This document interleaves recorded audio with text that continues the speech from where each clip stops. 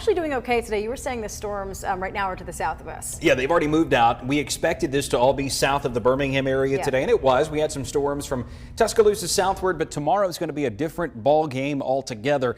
It's an alert day, and on alert days, we expect more significant, substantial, severe weather threats, very high wind gusts, hail that could be to the size of baseballs, and tornadoes are possible. Storm Prediction Center outlining this enhanced risk in orange from central Mississippi across the central part of the state of Alabama for Wednesday. So let's talk about this in terms of time. And instead of drawing lines on a map, what I want to do is just highlight the counties that are going to be impacted within this time frame. Midnight to 6 a.m. Some of these storms could have some hail and some strong gusty winds over 50 miles per hour, as well as torrential rainfall. Rainfall rates 1 to 2 inches per hour plus, and a tornado can't be ruled out with some of those storms. Now, tornadoes in a situation like this, probably not the big ones like we saw back in the spring, but nonetheless, if there's a tornado out there, you want to know about it. So make sure that you have your NOAA weather radio and your WVTM 13 app ready to go to get a warning if you need one overnight through early tomorrow morning. 6 a.m. to noon, I think we're dealing with more spotty storms,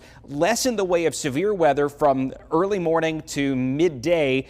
Some of the storms still could be fairly strong, though, but as we work through the later part of the day, the heat, the humidity, it all starts to recover. So the atmosphere gets primed for one more round of thunderstorms. And you notice some of the same places are possibly in each round here: Tuscaloosa, Centerville, Clanton, Alabaster, Birmingham, over to Pickensville, down to Demopolis, Eutaw, Greensboro. This part of the state right here, west central Alabama, may really be the ones that get pounded tomorrow, even into Chilton County too. And the farther north we go, the less likely it is that the storms are quite as intense. But still, there's a risk, so I want you to be aware of it. Noon to midnight. Now, that's a big window, but large hail, strong winds, a tornado possible. And by this point, some of us will probably already be dealing with more than 2 or 3 inches of rain. So flash flooding could be a significant threat for some communities. And here's some of the latest short-term model guidance. You look at this band of heavier rain here from around Tuscaloosa, Jefferson and Shelby counties southward toward Coosa, Talladega,